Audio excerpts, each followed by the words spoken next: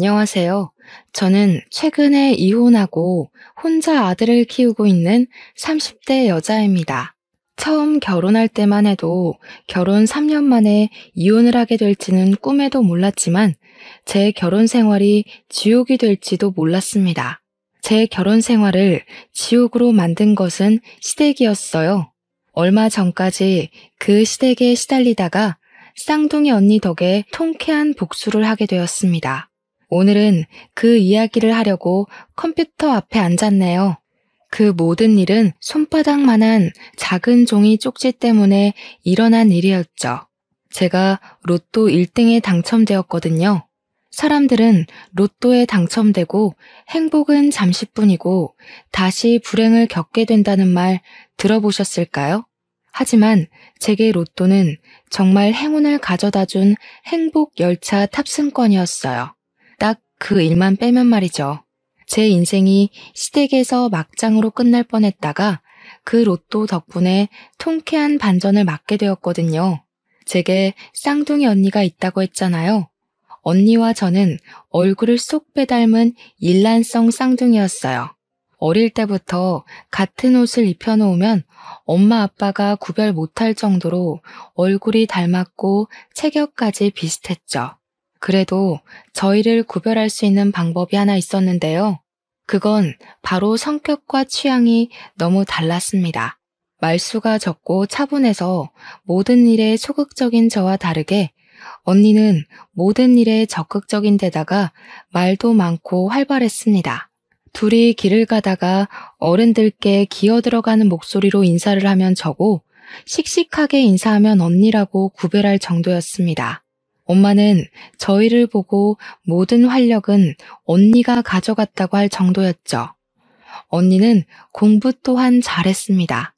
언제나 전교 5등 안에 들었거든요. 그런 언니를 보면 너무 신기하고 대단해 보였죠. 반면에 저는 중위권을 벗어난 적이 없을 정도로 평범했답니다. 그럴 때면 주위 어른들은 쌍둥이가 생긴 것 빼고는 왜 이렇게 다르냐고 물어보고는 했죠. 제가 생각해도 이렇게 다른 우리는 인생도 점점 달라졌습니다. 평범하게 살아가는 저와 다르게 언니는 법대를 나와 로스쿨을 졸업하고 검사로 임용되었습니다. 반면에 저는 직장을 다니다가 결혼하고 출산하면서 다니던 직장마저 그만두게 되었어요. 언니는 그런 저를 이해하지 못하겠다며 핀잔을 주고는 했었죠. 너 아이 때문에 모든 걸 포기할 거야? 아이를 위해 희생하면 너한테 뭐가 남는 거야? 왜 직장은 그만둔 건데? 힘들게 들어갔잖아. 그럼 어떡해. 아이 맡길 곳이 없는데. 시어머니도 아이는 못 봐준다고 하시고 엄마인 내가 봐야지. 아들이 어느 정도 크면 다시 직장 구해서 들어갈 거야. 아휴, 난 너를 이해하려고 해도 못하겠다. 아이 낳는 건 그렇다 쳐도 이렇게 꾸미지도 않고 왜 이런 꼴로 지내는 건데? 아이 키우는데 당연한 거지. 그래도 아들이 웃는 모습 보면 얼마나 좋은데. 이게 행복이지. 다른 게 있겠어? 내가 언니처럼 똑똑한 것도 아니고 그냥 생긴 대로 사는 거지.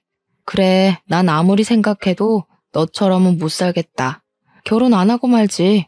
그래도 좀 꾸미고 좀 살아. 이 기집애야. 저희는 생각과 가치관 또한 너무 달랐죠. 그때 언니가 무엇을 걱정하는지 모르는 건 아니었어요. 저도 꾸미고 싶고 직장도 다시 다니고 싶었어요. 하지만 상황이 쉽게 풀리지 않는 걸 어쩌겠어요. 저는 남편과 연애 2년 만에 결혼했습니다. 결혼 생활 초반에는 아무 일도 없었어요. 다른 신혼부부처럼 깨도 볶고 알콩달콩 재미나게 살았죠. 결혼 생활에 변화가 생긴 건 제가 임신을 하면서부터였습니다. 남편이 다른 사람처럼 180도 바뀌었죠. 다른 남자들도 결혼하고 아내가 출산하면 바뀐다고 하지만 원래 저렇게 바뀌는 게 맞는 것인지 남편은 변한 걸 넘어 저와 아들에게 무관심해졌습니다. 원래는 참 다정다감한 사람이었거든요. 제가 먹고 싶다는 것은 멀리 있어도 사다 주고 일하느라 늦게 집에 들어오면 밥까지 차려두던 사람이었어요. 그런데 제가 임신하고 배가 불러오자 무관심을 넘어 화가 많은 사람처럼 보였습니다. 남편은 저와 아이를 보면 인상을 쓰면서 방으로 들어가 버리기 일쑤였고, 아이가 울기라도 하면 화를 내면서 자신이 왜 결혼했는지 모르겠다는 말하는 겁니다. 너무 바뀌어버린 남편 모습에 당황스러울 정도였죠. 애 좀 안 울게 할 수 없는 거야? 언제까지 울기만 하는 건데. 지겹다 정말. 우는 소리 듣기 짜증난다고. 처음에는 남편이 짜증 섞인 화를 낼 때 어떻게 아이를 달래야 할지 모르겠더라고요. 주위에 육아에 대해 물어볼 사람도 없고 제가 잘못해서 아이가 우는 것은 아닌지 걱정되잖아요. 서툰 엄마 때문에 아이가 더 민감하게 구는 걸 수도 있는 거니까요. 한참을 안고 어르고 달래어도 아들은 쉽게 울음을 그치는 법이 없었습니다. 제 노력에도 남편의 짜증은 더욱 심해져만 갔죠. 아무리 말이 없고 참는 데 익숙한 저라도 남편의 짜증이 심해지자 화가 났습니다. 아이씨, 진짜 짜증난다고. 어떻게 좀 해보라니까? 무슨 애가 한 번 울면 그치질 않아. 누구를 닮아서 저렇게 울기만 하냔 말이야. 내다 버릴까 보다. 애니까 당연히 울지. 그럼 웃어? 우는 거로 배고프다, 쉬했다, 의사 표현을 다 하는 거야. 당신은 아들이 예쁘지도 않아? 왜 그렇게 짜증만 내는 건데? 육아도 살림도 다 내가 하잖아. 돈 벌어오는 게 그렇게 힘들어? 나는 종일 집에서 애랑 시달리는데. 그럼 당신이 밖에서 돈 벌어오던지. 다른 여자들은 아이 어린 집 맡기고서 잘도 일하러 다니더라. 그런데 당신은 애 직접 키운다고 잘 다니던 직장까지 때려치우고 이게 뭐 하는 짓이야? 종일 방구석에 처박혀서 집 꼬락서니 봐. 이게 살림했다고 말하는 거야? 돼지우리도 우리 집보다 깨끗하겠다. 아이가 어려서 치워도 어질러 놓는 걸 어떡해? 그리고 내가 아들 3살 될 때까지 직접 돌보고 싶다고 말했을 때 당신도 괜찮다고 해놓고 왜 이제 와서 그러는 건데? 저는 일단 남편을 이해해보려고 노력을 했습니다. 혼자 벌어서 우리 셋이 먹고 살려니 회사에서 받는 스트레스도 상당할 테니까요. 하지만 상황은 좀처럼 좋아질 기미가 보이지 않았어요. 어린 아들은 아빠가 자신을 좋아하지 않는 것을 눈치챘는지 남편 얼굴만 보면 울어 제끼는 겁니다. 아들이 울기 시작하면 남편은 아이 우는 소리가 듣기 싫다고 소리를 꽥 지르면서 씻고 다시 집 밖으로 나가버리더라고요. 그러다가 밤늦게 들어왔죠.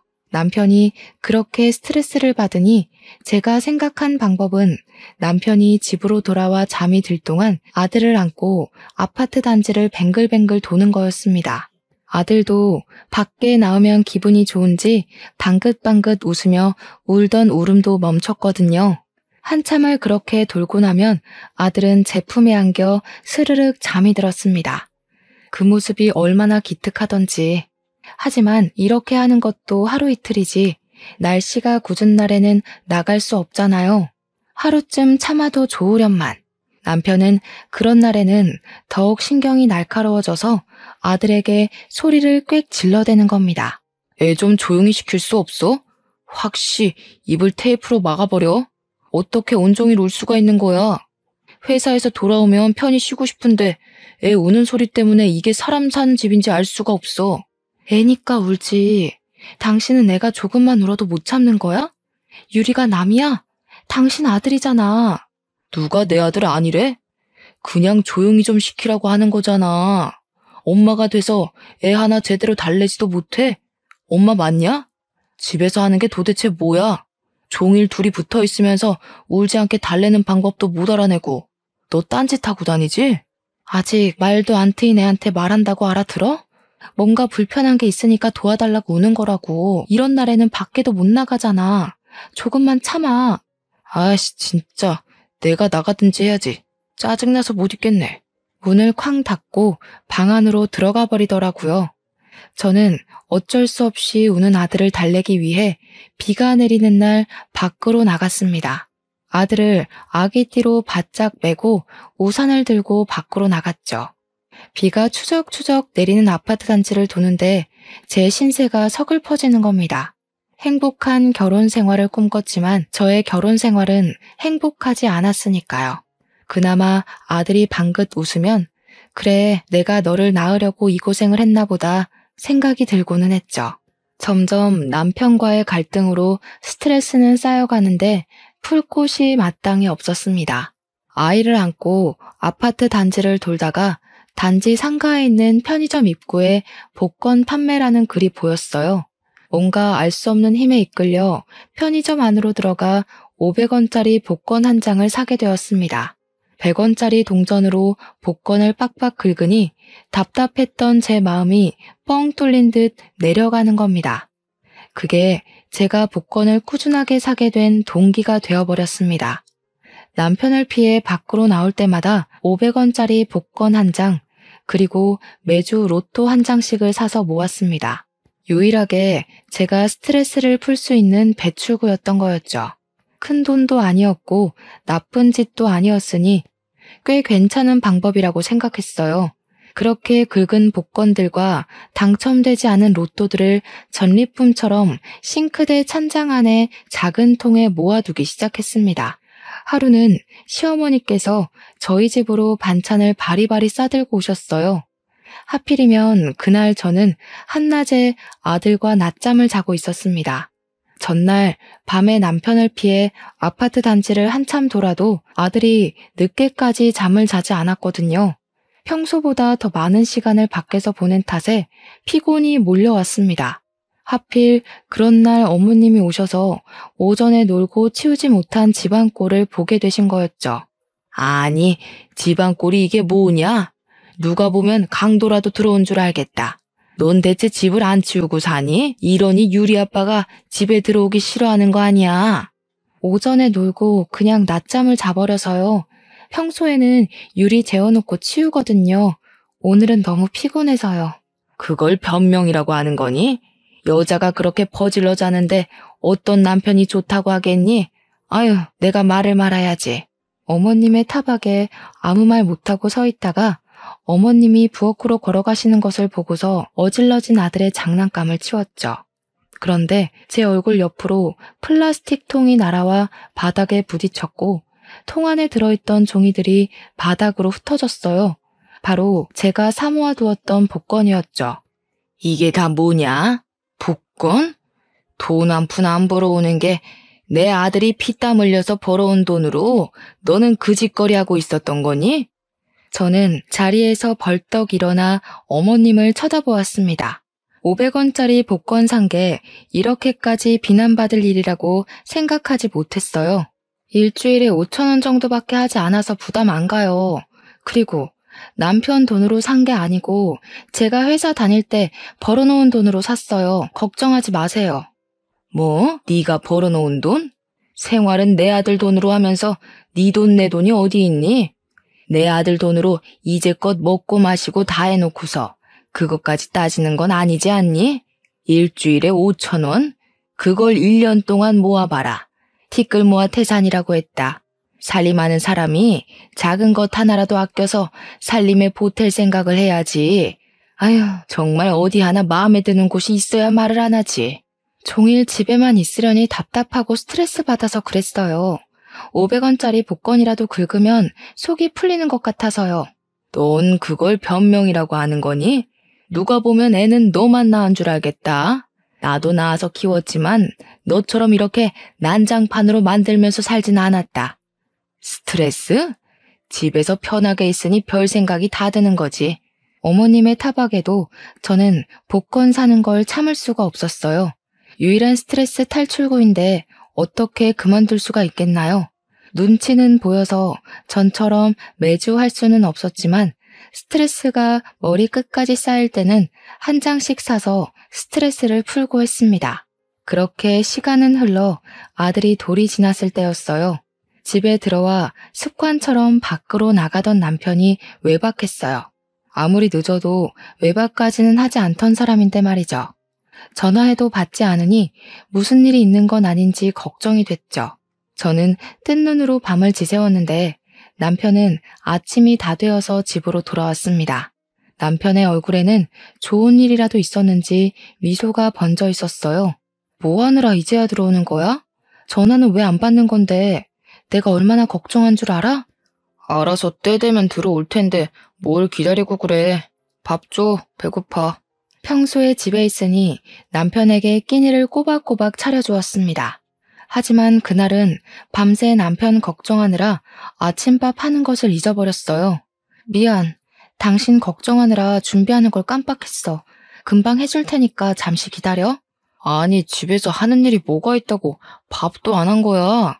당신 보면 내가 너무 답답한 거 알기나 해? 저리 비켜. 재수없어. 남편은 소리를 꽥 지르고 방 안으로 들어가 버렸습니다. 어떻게 아내에게 재수없다는 말을 서슴없이 내뱉을 수가 있을까요? 아무리 저희 사이가 서먹해지고 예전 같지 않다고 해도 말이에요. 그때 스스로 돈을 벌어야겠다고 결심이 섰던 것 같아요. 내가 집에만 있으니 남편도 시댁도 날 개무시하는구나 라는 생각이 들었거든요. 그날부터 아들을 보낼 어린이집을 알아보고 직장을 알아보게 되었어요. 이제 걸음마를 뗀 아이를 품에서 떨어뜨려 놓으려니 마음이 좋지 않았습니다. 아무것도 모르는 아들은 제 품을 떠나 선생님 품에 안기자 엉엉 울어제끼는데 마음이 찢어질 듯이 아파왔습니다. 그래도 어쩌겠어요. 이대로 시댁과 남편 무시 속에서 사는 것을 아들에게 보여주는 것보다 당당한 워킹맘을 보는 게 아들에게 좋지 생각하며 참고 견뎌야 했습니다. 직장을 알아보는데 2년을 쉬었으니 마땅한 일자리가 없었어요. 연락을 받고 면접을 보러 가면 아이가 돌이라는 말에 손사래를 치는 일도 있었습니다. 아이 엄마들은 결근과 조퇴를 밥 먹듯이 한다고 말이죠.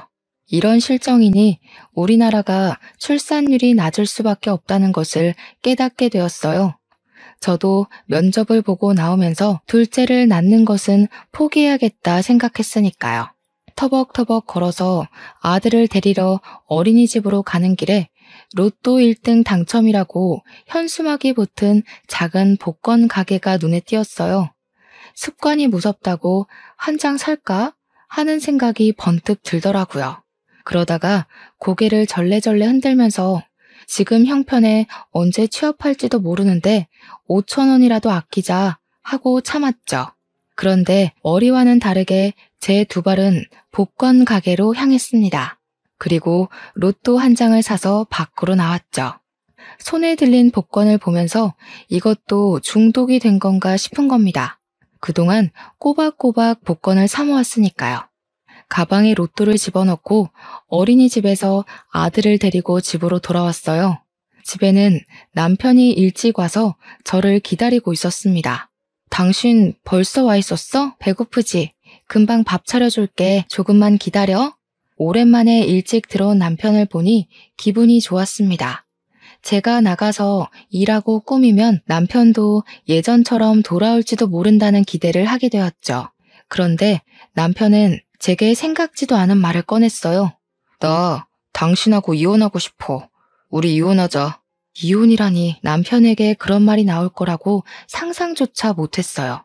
남편이 아들이 태어난 후에 힘들어하긴 했지만 이혼할 정도까지는 아니었고 아이가 자라면 점점 좋아질 거라고 예상했었습니다.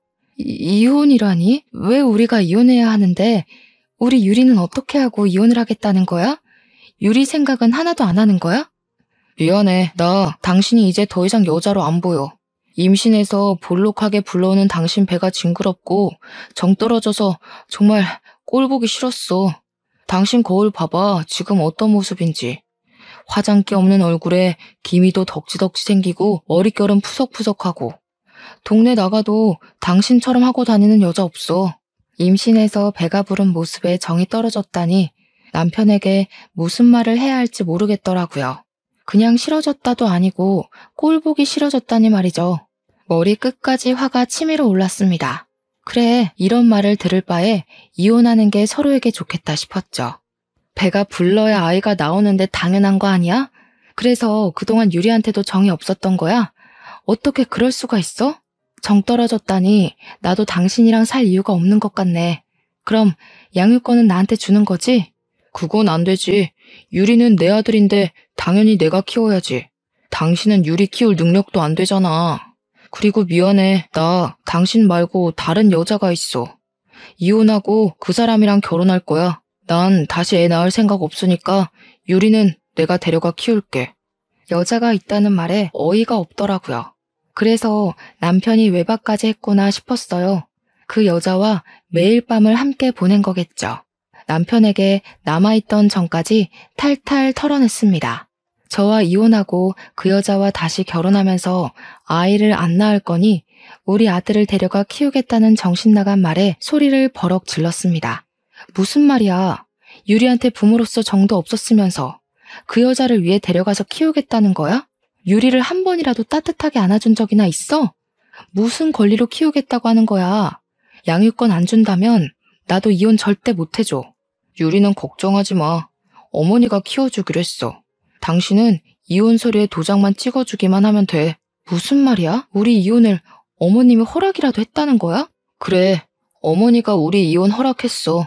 유리도 키워주신다고 했으니까 아이 걱정은 하지 않아도 된다니까. 어머님과 이야기가 끝났다는 말에 당황스러웠습니다. 아무리 제가 미워도 미리 상의 한마디 없이 이혼을 허락할 수가 있을까요?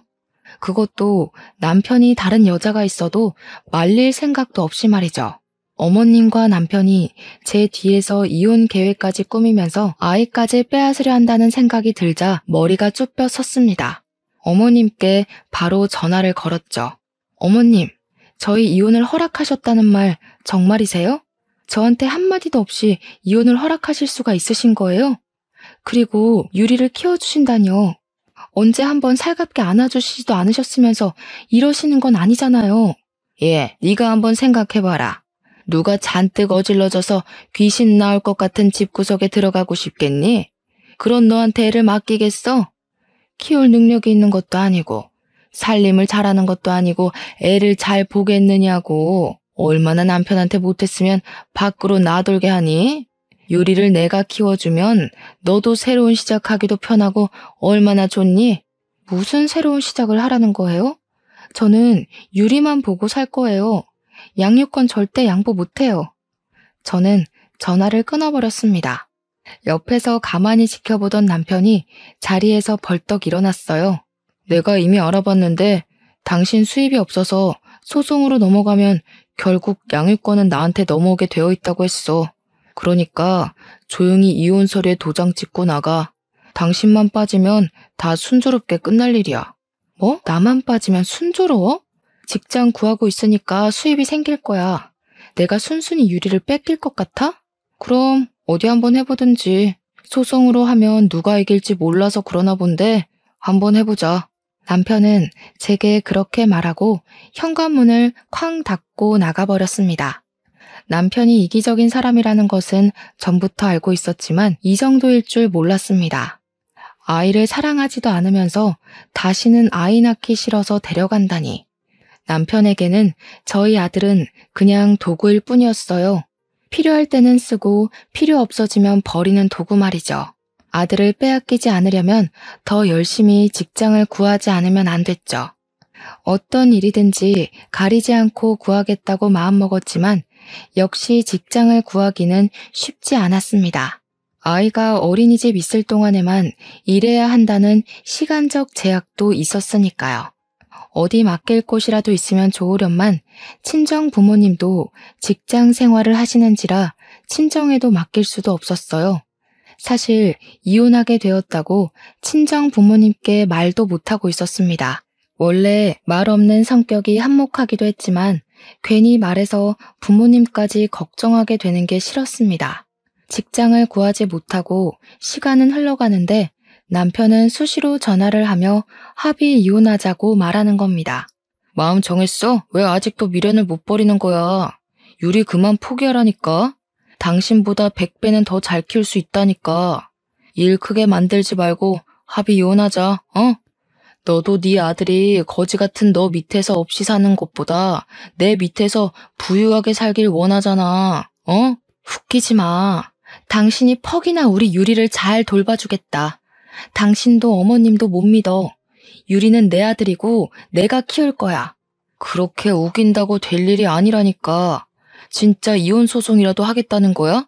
당신이 이렇게 나오면 나도 어쩔 수가 없어. 이혼 송장 보낼 테니까 알아서 하라고. 아직 직장도 못 구한 제가 이혼 소송에서 어떻게 이길 수가 있을까요? 재산이나 수익 면에서 모든 게 부족한 제가 지게 되겠죠. 그렇게 된다면 아들을 꼼짝없이 남편에게 빼앗기게 되는 것이었습니다. 저는 신랄 같은 지푸라기라도 잡는 심정으로 이혼 전문 변호사를 찾아가게 되었습니다. 지금 일정한 직업이 없으시다고요? 그럼 양육권을 가져오기 어려우십니다. 남편께서 이혼의 귀책 사유가 있다고 해도 아이를 학대하거나 그러지 않으셨잖아요. 그럼 보통 경제 능력이 있는 배우자에게 양육권을 주게 됩니다. 남편은 한 번도 아들을 따뜻하게 안아주거나 놀아주지도 않았어요. 아이 얼굴 보기도 싫어했다고요. 그렇게 말씀하셔도 정확한 학대나 방임의 증거가 있어야 하는데 배우자 증언만으로는 그것을 증명할 수가 없고 그런 건 학대나 방임의 증거가 되기 어렵습니다. 결국은 제가 직업도 없고 가진 것이 없어서 이대로 아들을 빼앗겨야 한다는 것이었죠. 변호사는 제게 명함을 내밀었습니다. 양육권은 가져가실 수 없어도 귀책 사유는 남편분에게 있으니 위자료는 받으실 수 있을 겁니다. 소송으로 가게 되시면 연락해 주십시오. 저는 명함을 집어들고 자리에서 일어났습니다. 명함을 가방에 넣으려고 보니 가방 한 구석에 전에 샀던 로또가 들어있었습니다. 절박한 심정이 되니까 아직 확인하지 않은 복권이 더 간절해지는 거 있죠? 제발 당첨되라 하고 말이에요. 변호사 사무실을 나오면서 로또를 집어들고 핸드폰으로 번호를 확인했어요. 로또에 당첨이 되면 돈 때문에 아들을 빼앗기지 않아도 되니까요. 숫자 하나하나 확인해 갈 때마다 심장이 쿵쾅거렸습니다.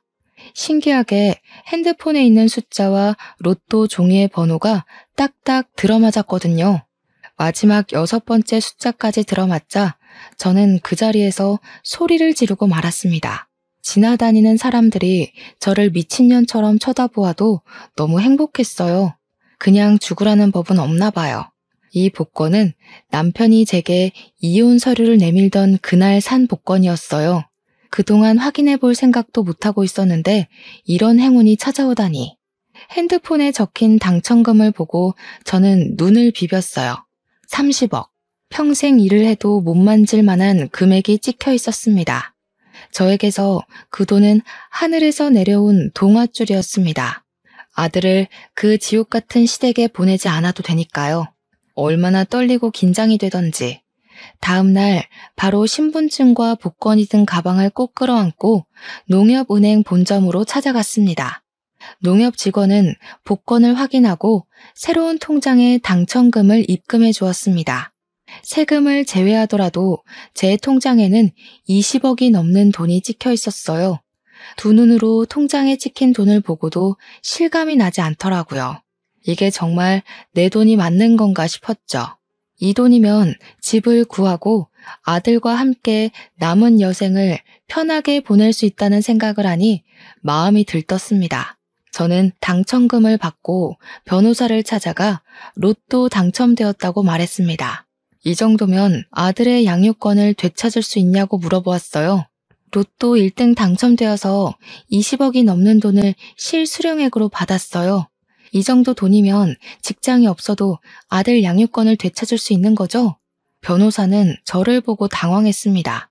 며칠 전만 해도 거의 빈털터리로 찾아왔던 여자가 갑자기 복권 당첨이 됐다고 찾아왔으니 놀랄만도 하죠.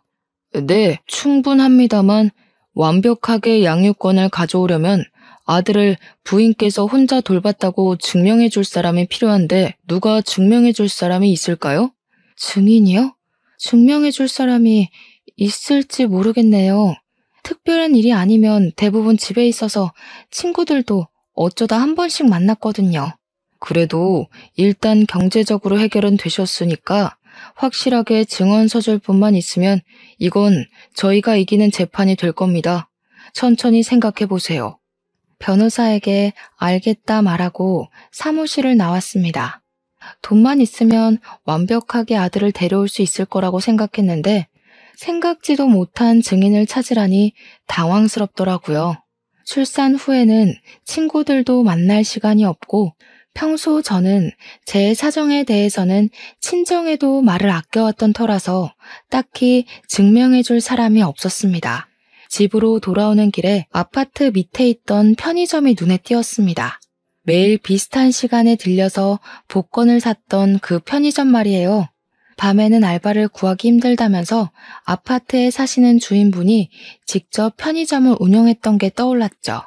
주인 아주머니께서는 가끔 제게 말을 건네시면서 날씨가 궂은 날에도 아이가 잠을 못 자느냐고 물어보시곤 했어요.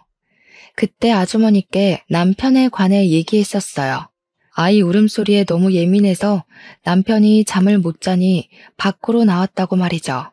아주머니가 증인이 되어 주시기만 한다면 재판을 완벽하게 제가 유리하게 이끌어갈 수 있었죠. 저는 편의점으로 들어갔습니다. 다행히 주인 아주머니가 계셨어요. 아주머니께 한참 저의 사정을 이야기를 했습니다. 아주머니는 흔쾌히 제 증인이 되어주시겠다고 하셨어요. 아이고, 그런 일이 있었구나. 그래서 매번 그 늦은 시간까지 아들하고 돌아다녔어? 걱정하지 마라. 내가 증언해 줄 테니까. 그런데 어떻게 하는 거야? 이혼 가사 조사관이 소환하거나 전화가 걸려오면 있는 사실 그대로 말씀만 해주시면 돼요. 제가 왜 밖에서 아들을 데리고 있어야 했는지, 그리고 왜 복권을 사야 했는지 말이에요. 그럼 있던 일만 말하면 된다는 거지? 걱정하지 마. 아유, 새댁이 그동안 고생이 많았네. 그런 싹수가 노란 놈이랑은 일찍 헤어지는 것도 답이야. 미련두지 않고 이혼 선택한 게 잘한 거지.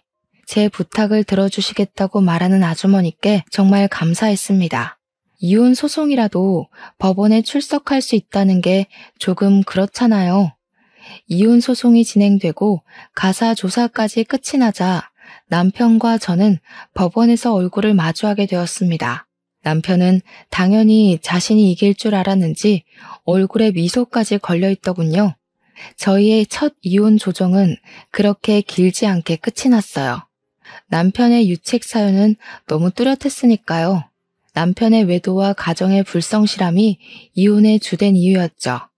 남편도 그것은 인정한다고 했습니다.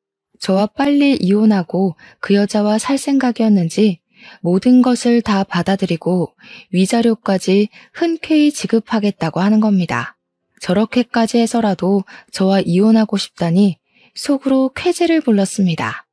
양육권으로 이야기가 바뀌어가자 남편은 저를 보면서 입가에 미소까지 띄웠습니다. 남편의 변호사가 제가 양육권자로서 얼마나 능력이 없는지 발언을 시작했습니다. 지금 아내는 일정한 직장도 수입도 없어 재산이 거의 없는 실정입니다. 아내는 자녀를 키울 능력이 없는데 양육권을 주장하고 있습니다. 지금 남편분은 아내에게 양육권을 주더라도 과연 제대로 자녀를 돌볼 수 있을지 걱정하고 있습니다. 아내가 복권 중독 증세를 보이고 있기 때문입니다. 아내는 일주일에 3번 정도는 긁는 복권을 사고 로또까지 사고 있습니다. 일정한 수입이 없는 아내가 아이 돌보기를 소홀히 하고 복권 구매에 생활비를 낭비하고 있는 것이죠. 여기 증거 제출하겠습니다. 남편의 변호사는 제가 모아놓은 복권을 판사에게 제출하더군요. 그때 제 변호사가 반론을 시작했습니다. 아내에게는 그럴 만한 합당한 이유가 있었습니다. 가사조사에서도 증인께서 증언했지만 남편은 아이의 울음소리를 끔찍이도 싫어했습니다. 아이가 울 때마다 소리를 지르거나 짜증을 냈죠. 그럴 때마다 아이가 할 수 있는 일은 아이를 데리고 밖으로 나가 아파트 단지를 돌며 아들을 재우는 거였습니다. 답답한 마음에 복권 한 장씩을 사서 모아온 것입니다. 복권을 살펴보면 아시겠지만 복권은 500원을, 로또는 일주일에 한 장 정도만 구매했습니다. 이게 어떻게 중독으로 볼 수가 있겠습니까? 그리고 그 로또가 아내에게 행운을 가져다 주기도 했습니다. 남편 측이 아내에게 직장도 재산도 없다고 했지만 최근에 이혼 소송 중에 로또 1등에 당첨되어 이제는 아들을 키울 재산이 충분히 있습니다. 당첨 복권과 통장 사본을 증거로 제출하겠습니다. 순간 남편의 얼굴이 시뻘겋게 달아오르는 게 보였습니다. 그때는 얼마나 고소하던지. 저희는 앞으로 최종 판결만 남겨놓은 상태에서 법원을 나오게 되었죠. 남편은 법원을 나오면서 이 이혼 소송은 무효라고 소리를 쳤습니다. 왜 로또에 당첨된 걸 나한테 말 안 한 거야? 이 이혼 무효야. 그동안 내 돈으로 먹고 살고 했으면 나한테 반이라도 줘야 하는 거 아니야? 뭐? 반? 어디서 그런 말이 나오는 거야? 바람 피운 주제에 말은 잘한다. 왜? 내가 로또에 당첨되니까 이혼을 하기 싫어졌나 본데 우리는 이제 남남이야. 이혼 소송 취소할 거야. 이건 말도 안 돼. 나한테 당첨된 거 속이고 이혼 소송한 거잖아. 복권 당첨된 것도 재산 분할해야지. 내가 위자료 주고 재산 분할까지 다 해줬는데 이러는 게 어디 있냐고. 뭐? 하려면 해봐. 복권 당첨금은 부부라도 안 나누어도 되거든? 근본적으로 우리의 이혼은 당신이 바람 피워서 한 건데 귀책 사유자가 항소한다고 법원에서 받아줄 것 같아? 양육비나 꼬박꼬박 보내기나 해. 저는 저를 멍하게 바라보는 남편을 두고 아들과 함께 집으로 향했습니다. 재산 분할을 하려면 집을 팔아야 했기에 집을 구할 동안 친정에서 지내기로 했습니다. 아직 제 이혼도 로또 당첨 사실도 친정 부모님께 말을 못 드렸기에 어떻게 이야기를 꺼내야 할지 걱정되었죠. 그래도 일단 친정집에서 지내면서 상황을 봐서 이야기를 드려야겠다고 생각했어요. 그동안 잘 살고 있다고 생각하셨을 텐데 제게 그런 일이 있었다고 이야기를 드리면 두 분이 상심하실 게 눈에 뻔했으니까요. 입을 꼭 닫고 친정에서 지내다가 쌍둥이 언니까지 오랜만에 집에 모여 다 같이 식사를 하게 되었습니다. 언니는 매의 눈으로 저를 꼼꼼히 살피기 시작했습니다. 너 얼굴이 왜 그래? 무슨 일이라도 있어? 둘이 싸웠어? 아니야, 싸운 건 아니고 이혼했어. 저의 깜짝 발언에 엄마, 아빠, 언니까지 모두 놀랐지만 그냥 바라볼 뿐이었습니다. 왜 이혼을 했는지 질문은 하지 않더라고요. 밥 더 줄까? 조금 더 먹어라. 2년이 아니면 헤어지기도 하는 거지. 너무 상심하지 마라. 순간 눈물이 왈칵 흘렀어요. 이미 눈치를 채시고도 아무 말 안 하고 계셨던 거였죠. 너 최근에 머리는 언제 했어? 옷은 언제 사 입었어? 너 너무 촌스러워. 좀 꾸미고 좀 살자. 나랑 똑같은 얼굴인 사람이 그렇게 돌아다니는 거 싫어. 알겠어. 이제 나도 꾸미고 할 거야. 걱정하지 마. 안 되겠다. 밥 먹고 나가자. 내일 안 받은 지 오래됐지? 오늘 다 하자. 속에 쌓아두었던 말을 꺼내놓으니 목구멍에 걸린 듯 꽉 막힌 체증이 내려간 것처럼 시원해졌어요. 저는 언니와 아들을 데리고 오랜만에 외출했습니다. 전에는 항상 질끈 묶었던 머리도 자르고 파마를 했습니다. 언니는 제가 머리를 하는 동안 아들하고 놀아주었습니다. 원체 아이를 싫어하고 귀찮다고 하던 언니는 본인의 조카는 예뻐 보이는지 열심히 놀아주었습니다. 낯을 심하게 가리던 아들도 언니가 제 얼굴과 똑 닮아서였는지 잘 안겨서 놀더라고요. 오랜만에 머리도 하고 네일도 하고 나니 제 표정도 한결 밝아져 있었습니다.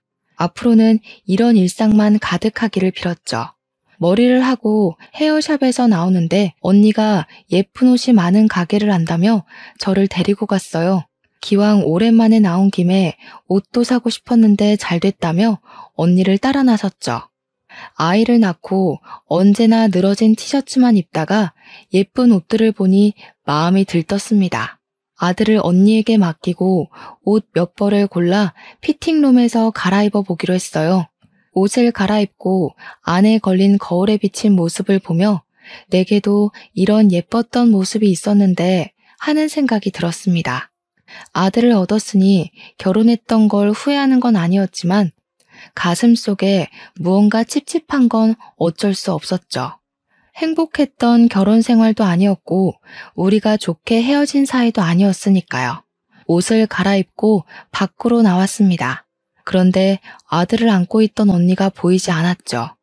제가 두리번거리며 언니를 찾고 있을 때 매장 직원이 다가왔어요. 손님, 같이 오셨던 분이 방금 어떤 남자 두 분과 함께 밖으로 나가셨어요. 그런데 분위기가 좋아 보이지 않아서 지금 손님께 물어보려고 했는데 나오셨네요. 어떤 남자들과 나갔다니 깜짝 놀랐습니다. 어떤 남자들이요? 어떻게 생긴 사람들이었는데요? 서로 친해 보이시진 않으셨는데. 저도 잠시 재고를 확인하러 간 사이에 나가는 뒷모습만 본 거라서 자세히는... 갑자기 언니가 사라져서 당황스러웠습니다. 언니가 아는 사람들을 우연히 만난 건지 아니면 무슨 일이 생긴 것인지 알 수가 없잖아요. 언니에게 아무리 전화를 걸어 보았지만 받지 않았습니다. 무슨 일인지 알 수도 없고 정확한 상황을 모르니까 신고도 못하겠고 옷가게에서 1시간 정도 이러지도 저러지도 못하고 시간을 보내게 되었습니다. 다시 핸드폰을 들었을 때 언니에게 전화가 왔습니다. 너 어디야? 지금 바로 경찰서로 와. 경찰서? 경찰서는 왜 간 거야? 유리한테 무슨 일이라도 생긴 거야?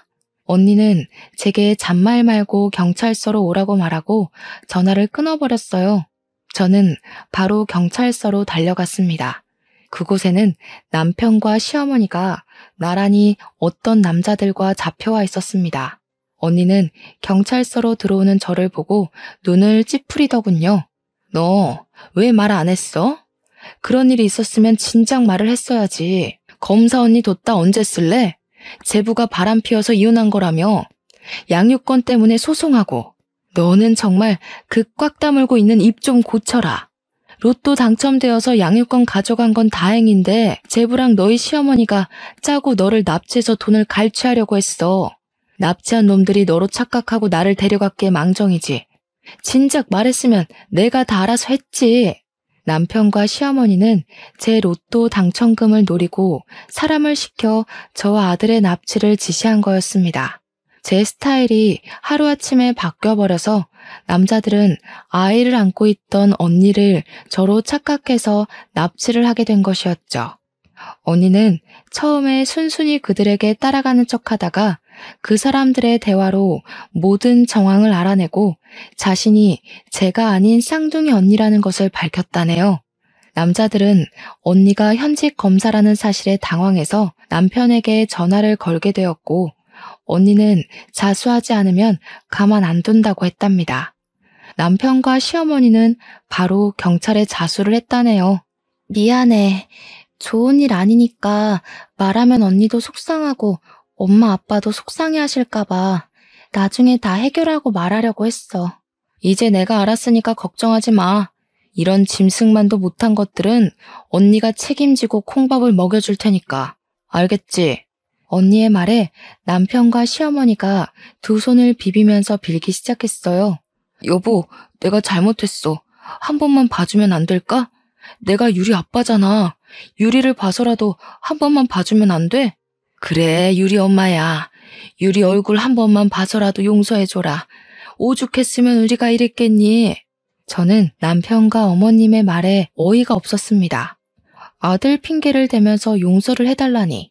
사람을 납치하고 돈을 뜯어내려 했던 사람들이 말이죠. 죄송하네요. 용서할 마음이 전혀 안 생기네요. 사람을 납치해서 돈까지 빼앗으려고 해놓고 유리 핑계를 대요? 사랑해 자기야. 알잖아. 내가 당신 얼마나 사랑했는지. 내가 잠시 미쳤었나 봐. 저를 사랑한다면서 옷깃을 붙잡는 남편을 보니 화가 치밀어 올랐습니다. 손을 들어 남편의 뺨을 내리쳤죠. 사랑? 임신해서 배가 나왔을 때 정 떨어졌다고 하던 사람이 누구였지? 나를 쳐다보기도 싫다고 했지. 내가 지금 딱 그런 기분이야. 다시는 그 더러운 얼굴 꼴도 보기 싫어. 남편은 할 말을 잃고 저를 빤히 쳐다보더라고요. 항상 그에게 아무 말도 못했던 저였으니까요. 이렇게 된 마당에 남편에게 못할 말이 어디 있었겠어요. 다시는 꼴도 보기 싫었죠. 어머님도 다시는 유리 얼굴 보려고 하지 마세요. 찾아와도 제가 절대 얼굴 안 보여줄 거니까요. 그리고 야, 유리가 당신한테 뭘 배울 게 있겠어? 너같이 아빠 같지도 않은 게 아빠 연기하려고 하고 있어. 내가 만만해? 너 같은 건 감옥 가서 평생 썩어버려야 해. 이 개 같은 것들아. 저는 소리를 꽥 지르고 경찰서를 나왔습니다. 계단을 내려오는데 언니가 제 어깨를 툭툭 두드렸습니다. 길어야 실형으로는 1년 정도밖에 못 살 거야. 집행유예로 끝이 날 수도 있고. 그래도 이번 사건으로 너희 이혼 재판은 너한테 아주 많이 유리하게 돌아갈 거야. 저는 그거면 좋겠습니다. 언니를 납치한 걸 생각하면 콩밥을 두둑히 먹일 수 있었으면 좋겠지만 그래도 언니가 다치지 않고 돌아왔으니까요. 저희의 이혼 재판은 당연히 저의 완승으로 끝이 나게 되었습니다. 아파트야 결혼할 때 반반 부담해서 샀으니 당연히 재산 분할에 포함이 되었고 불륜으로 귀책 사유가 뚜렷했던 남편은 저에게 위자료 1,000만 원과 납치 사건으로 양육권도 박탈당하게 되었죠. 남편은 재판 내내 아무 말도 없이 고개 한번 들지 못하더군요. 저는 재판이 끝나고 자리에서 일어나면서 남편에게 말했어요. 난 말이야, 당신이랑 산 결혼 생활이 전혀 즐거웠던 기억이 없었던 것 같아. 왜 그렇게 미련하게 당신에게 말 한마디 못했는지 모르겠지만 이제는 할 수 있을 것 같아. 다시는 마주치지 말자. 내 앞에도 유리 앞에도 안 나타났으면 좋겠어. 유리가 당신 같은 아빠에게서 태어났다는 걸 알면 얼마나 속상하겠어. 유리가 크면 아빠는 이 세상에 없다고 말할 거야. 당신도 나나 유리한테 특별한 감정 없잖아? 남은 재판 잘 받아. 남편은 끝까지 고개를 들지 못했습니다. 언니에게 들은 말로는 남편은 시어머니와 함께 납치 공갈 협박으로 징역 1년 반을 선고받게 되었답니다. 얼마나 속이 시원하던지. 남편은 당연히 그 여자와도 헤어지게 되었다네요. 당연한 결과였죠. 어떤 여자가 빈털터리의 범죄자가 된 사람과 계속 만나겠나요? 남의 가정을 찢어놓으며 남편과 결혼하려 했던 그 여자의 결심은 딱 그 정도밖에 되지 않았던 거겠죠. 남편은 결국 원하던 모든 것을 잃게 되었습니다. 직장에서도 잘리고 저와 헤어지고 결혼했던 여자에게 버림받았으니까요. 그리고 검사인 언니 덕분에 남편과 시어머니에게 접근 금지 가처분 신청까지 해버려서 이제 남편과 시어머니가 출소한다고 해도 저와 아들 앞에 나타날 일이 없어졌습니다. 지금 저는 새로운 집으로 이사도 하고 친정 부모님과 즐거운 생활을 보내고 있어요. 여전히 제 입은 무겁고 먼저 말을 잘 꺼내지 않지만 전보다는 덜 과묵해지려고 노력하고 있어요. 아들이 옹알이를 시작하면서 이것저것 물어보기 시작했거든요. 엄마가 말이 많아야 아이의 언어 능력이 빨리 늘어난다고 하더라고요. 언니는 아직도 제게 말하는 게 부족하다고 타박을 하기도 합니다. 연습을 더 하라나요? 언니 눈에는 아직 부족해 보이나 봐요. 네, 언니가 아니라 제가 납치를 당했다면 저는 언니처럼 당당하게 그들을 제압할 수 있었을까요? 지금 제 모습을 보면 그건 어려웠을 테죠. 하지만 점점 더 나아지려고 노력을 하고 있으니 언젠가는 언니처럼 당당하게 제 속마음을 표현할 날이 올 거라고 생각해요. 남편과 결혼 생활을 할 때 조금 더 제 의견을 당당하게 내보였으면 남편도 시어머니도 무시하지 않았을 텐데 왜 한마디도 못하고 모든 것을 속으로 삭혔는지 지금은 아쉬울 뿐이에요. 뭐 제가 표현을 했더라도 저희의 이혼은 불가피했겠지만 말이죠. 저는 아직도 지나가는 길에 복권방이 보이면 가끔 복권을 사고는 합니다. 지금 같은 행운이 찾아오지 않겠지만 아직도 무언가 부족한 저를 채우기 위해 사는 것 같아요. 언젠가 제가 복권이 사지 않는 날이 오면 부족한 부분이 채워졌다는 거겠죠. 저의 사연은 여기까지입니다. 말로는 꺼내지 못해도 이렇게 사연을 글로 남기니 조금은 속이 뚫리는 것 같습니다. 제 사연을 읽어주셔서 감사합니다.